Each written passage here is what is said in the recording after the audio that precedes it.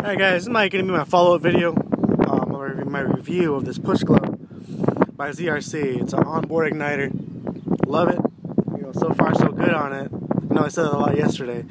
Only my second day with it, but I like it. You know, I thought of some of the pros and cons, but I think the cons aren't that bad. The pros definitely outweigh the cons. So I'm going to go ahead and show you guys what I usually have to bring to the park, track, jumps, wherever I'm going to take this thing. I got to bring all this. But I'm going to go ahead and take some stuff off that I don't need to bring anymore now that I have this. Don't need my multi-tool, really. Don't need a knife. Someone wants to get crazy. I don't need this. This is my glow plug wrench, you know, also my nut wrench for my tires. Don't need that. Don't need this, my backup igniter. I don't need my regular igniter anymore. This is it. Of course I need fuel, you know. Can't do without that. So, the only complaint I have about this thing, which can't really be a complaint, because if you really think about it, I already removed my glow plug, so this thing is a little higher than normal. So, but it actually seats quite a bit further into there. There's not a lot of room to grab the glow plug.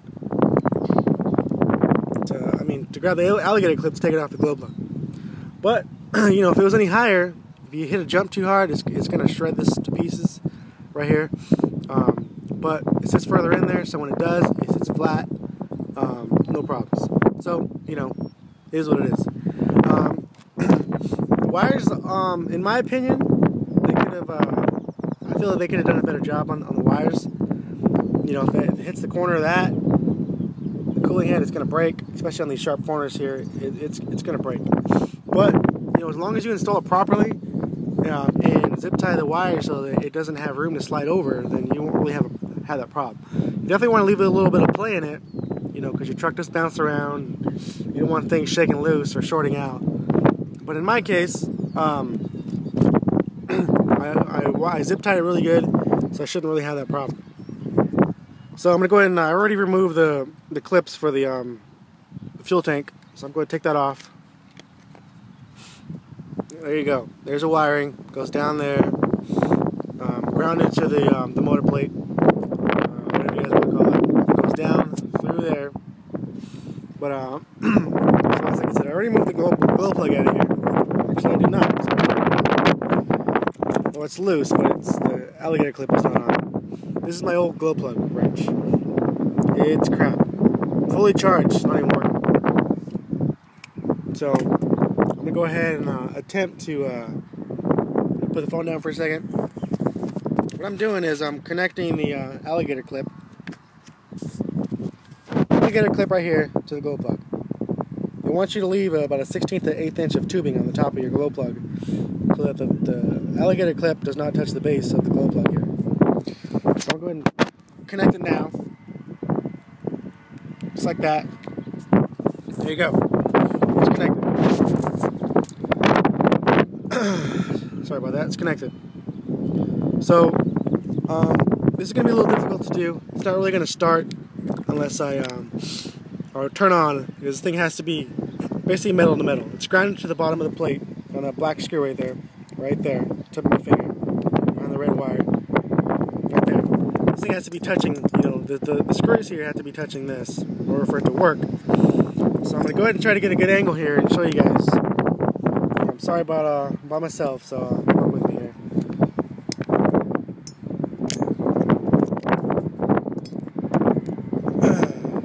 That there, push that. I'm turning on the other right here. Push it down. Yes, you see that's glowing. It'll turn off in 12 seconds. It's glowing real good. I'm gonna let that turn off. It's getting hot. What I didn't do yesterday is when I was starting my truck and running it, I wasn't really turning the thing off when I needed to, but then again, it only runs for 12 seconds, so not really that big of a deal. I know some people are complaining about battery, saying it's going to drain the battery. If you leave this thing on, if you hit it 5 times, it runs for a minute. Of course, it's going to drain some battery. What I'm noticing is that when I let me turn it on real quick. Actually, I'm gonna have to put this back there. But I'm not gonna do that. You guys seen the other video yesterday. So here we go. This is my thing. Even when you turn the wheels, that thing drops a little bit. You guys can't really see it. It's gonna wave through it. It's my iPhone. It's not the indicator. But the first two buttons there are flickering, and I'm hitting my throttle or turning my truck. That thing's flickering. So it doesn't take any more juice than your regular servos do. So it's not really gonna drain your battery. But let me take this off real quick. Now let's cool down a little bit. I gotta bring this backup glow plug wrench with me because this thing dies whenever it wants to. Sometimes it works, sometimes it doesn't. Try charging it overnight for a whole day, whatever. It's crap. What a waste of money.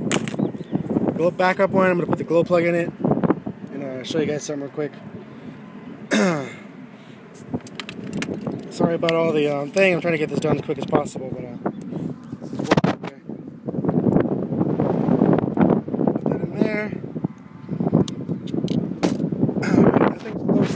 going decent, not that bad. But the only problem with this is that it's cheap. 1400 milliamp doesn't really last that long. If your truck's not running that good, or you don't get a full charge out of this, you might as well just go home, pack up, and go home. So onto the bottom of the truck, run it through there. Make sure you zip that up really good. Right there, right there, right there. Bottom of the receiver box there, you can see I put it through there. Just real quick. I'm flapping all over the place. Alright. Yesterday I didn't really want to open up the receiver box because I got a bunch of wires in here, but today I'm going to go ahead and do it. Show you guys what I'm working with here. Remove that. Pop that open. I got an RF30 in here. It's the one with the fail-safe. It's an HPI receiver with a fail-safe. It's got a bunch of wires in here. They're all, tucked inside of there, best as possible. But let's see here. This back one here. This is the extra one here. This one here. Make sure. No, it's this one in the back. This is. I have an extra slot in my RF30 here. So this extra wire here for the Pushglo goes right in there. If you don't have an extra slot, I went ahead and bought a splitter. So that would go in there. Remove that, put that in there. This extra thing would go in here. Then you have a splitter. Go one in there, and the other one in your other one in there, other one in your reverse module. But I don't need that. I don't have lights. I don't have none of that stuff, so I don't really need to worry about that. So that goes in there. Good. Can't really put that together now because it'd be a waste of video. But there you go. That's it. Of course, if you can connect this right off your battery, split this right off your battery, right off of the. I don't really want to do it off my servos because I don't want any interference. But did it right off the battery? I don't really, I take that back. I don't really see any interference with this thing. This thing turns off in 12 seconds. As long as you got that constant power on, which you will, as long as your truck's on, you'll have constant power. You don't need to really worry about any of that. Draining battery or signal loss or anything like that. But my opinion on this thing is it's definitely worth the money. ZRCUSA.com. I was doing some YouTube stuff, looking on eBay because I wanted an onboard igniter for my truck. I was tired of my damn igniter. Bring all this stuff. I'm on a 3rd floor apartment. Bring all this stuff to the park or track or wherever, and my igniter's dead. It's the most frustrating thing in the world, when you're emotionally invested in this hobby as much as the majority of us are, is to have a problem like this. So here's a little contact information. Mike, over at Michael at ZRCUSA.com, Pushglo.com. We're over in Chatsworth, California. We got $5 worldwide shipping. Window's been crazy, so sorry about that. $5 worldwide shipping. So that was kind of cool. I got it 2 days. I'm in California. California also, so they weren't that far. On the front of here, LED indicator. It's not going to work right now because I got to reground and everything. Actually, the glow plug has to be in, but little black thing on the tip of that thing, it lights up red. Let me show you. See that there? That's an LED indicator. And what that does is it tells you if your glow plug is dead. It also indicates in red when the glow plug is in use. You don't have to have that. This thing here is what makes the beeping noise. The blue thing here. That's what makes the beeping noise. It doesn't come from the LED indicator. At least to my knowledge. I removed it and it still did it. It still made the noise from the Pushglo itself. So I got that, actually got it for free. Called them up, I wasn't able to get. Talked to them, they gave me that for free. But it's $4, $3.99 for the LED indicator, $34.99 for the Pushglo itself. So overall, not that big of a deal. About $45 shipped, give or take. I'm not making quotes here, but I'm just saying about $45, give or take, shipped. I got mine for about $40 shipped because I got the free LED indicator.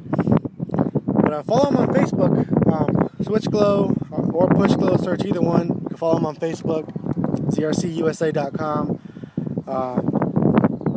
The only thing that I would have to say about this thing is that I wish that the wires here were a little more thicker gauge. So you know, they are kind of flimsy.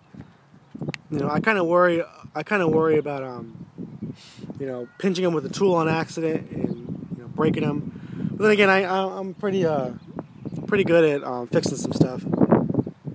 So if it ever does, I can just run some wire through it and fix it myself. Not a big deal. Most of us people are definitely knowledgeable in this hobby, so you can fix it yourself. But it does come with a 30-day warranty. Like I said, shipped quick. The guys over at Pushglo, really cool guys. Follow them on Facebook, website. Again, I'm going to show you guys, just in case you guys missed it, I'm going to show you guys, it goes to the bottom of there, up through there. Right there, you guys can see that it does separate through there, up to the bottom of the receiver box. There's not a lot of places on this truck to run it. I wanted to stay away from the spur gear, obviously. Didn't want anything close to it.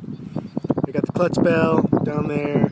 We got the brakes underneath. This was the only way I seen to run it. I'm sure, you know, some of you guys might have some other ways, but I removed my my center skid plate just to show you guys this. But all the wires here will be protected with my center skid plate, so I don't have to worry about, you know, stuff poking up underneath it or anything like that. Sorry about the shaky video. You know, I'm sniffling a little bit. I'm still trying to get over a cold by myself. So appreciate you guys watching. If you guys have any questions about this thing, you know, feel free to message me, comment. Be more than happy to answer any of your questions. Or you guys can go over to ZRCUSA.com or Pushglo.com, Switchglo.com, and talk to the guys over there. Thanks for watching, guys.